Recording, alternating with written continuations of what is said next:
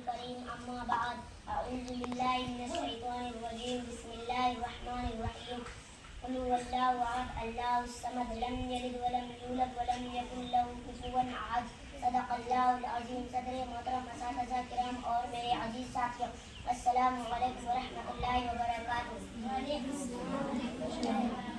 ماں باپ، اللہ تعالیٰ نے اپنے کلام پاک میں فرمایا ہے اللہ کے سوا کسی کی عبادت مت کرو اور ماں باپ کے ساتھ اچھا سلوک کرو.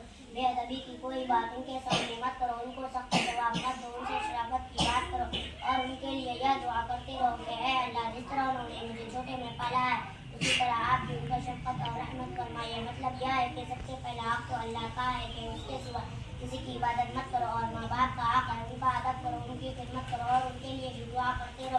ہمارے حضرت صلی اللہ علیہ وسلم نے ماں باپ کی خدمت کی تاکید کرتے ہوئے یہاں تک فرمایا کہ ماں باپ کی خوشی میں اللہ کی خوشی ہے، ماں باپ ناراض ہے تو اللہ بھی ناراض ہے. ایک شخص نے پوچھا یا رسول اللہ صلی اللہ علیہ وسلم ماں باپ کا حق اولاد پر کیا ہے؟ حضور صلی اللہ علیہ وسلم نے فرمایا وہ دونوں تیری جنت اور دوزخ ہے. ہمارے حضرت صلی اللہ علیہ وسلم نے فرمایا جس شخص کے ماں باپ زندہ ہے اور وہ ان کی خدمت کر کے جنت نہ کمائے تو اس پر افسوس اور حسرت.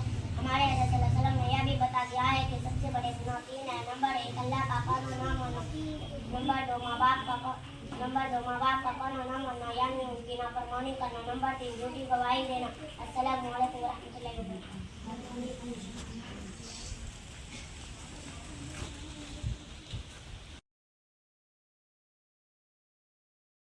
صلی علی رسول کریم اما بعد فاعوذ باللہ من الشیطان الرجیم بسم اللہ الرحمن الرحیم قل هو اللہ احد اللہ الصمد لم یلد ولم یولد ولم یکن له کفوا احد صدق اللہ العظیم. صدر محترم اور حاضرین کرام اور میرے اساتذہ کرام اور میرے عزیز ساتھیوں، السلام علیکم ورحمۃ اللہ وبرکاتہ. وعلیکم السلام ورحمۃ اللہ وبرکاتہ. میں نے آپ کے سامنے قرآن پاک کا تلاوت کا شرف حاصل کیا ہے. اسی کی روشنی میں چند باتیں عرض کرنا چاہتا ہوں. آج کے ایک امتحان میں بچوں کو ایک گلاس کی تصویر بطور نمونہ دی گئی اور کہا گیا جو اس تصویر کو ملتی جلتی تصویر بنائے گا اس کو اچھا نمبر ملے گا.